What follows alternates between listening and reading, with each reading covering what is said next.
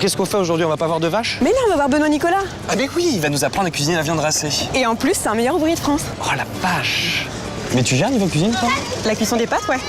La viande? Des bons petits apéros. Non mais la viande. Ferrandi, c'est chic. J'ai déjà faim.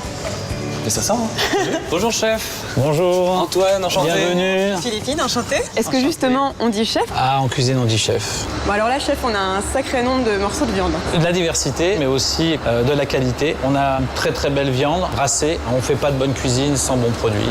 On a deux grandes classifications de viande.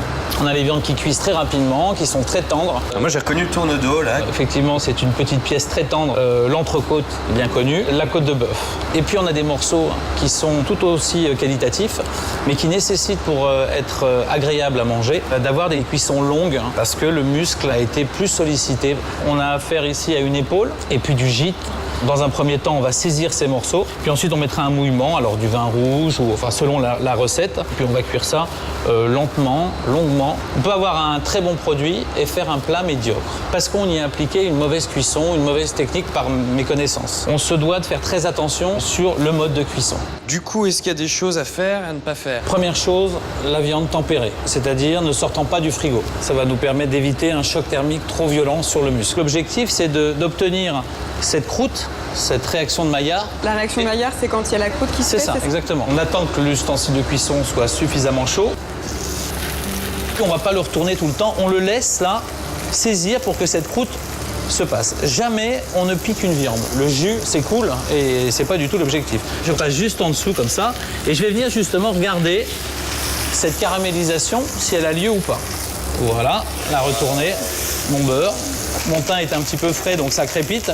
Ma gousse d'ail que j'ai écrasée légèrement. Le beurre est en train de devenir noisette. Voilà, là, ouais, ça sent divinement bon. Je vais la mettre ici à reposer sur une grille pour que le jus qui va un tout petit peu ressortir ne détrempe pas la croûte sèche qui est tant appréciée. Je la laisse reposer autant de temps qu'on l'a cuite. Là, dans 2 minutes, pour que le jus circule bien dedans, je vais la retourner.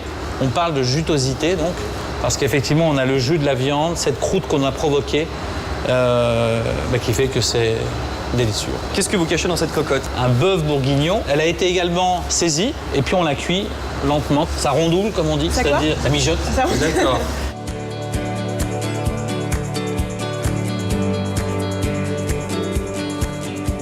Donc chef, ça y est, vous avez enlevé votre toque. On est prêt pour la dégustation. Alors, bon appétit. Ça fait un bouquet de saveurs dans la bouche, c'est formidable. Là, la cuisson est très importante, on la sent tout de suite, mais on sent aussi qu'on a une viande extrêmement parfumée et on sent surtout la qualité de la viande racée.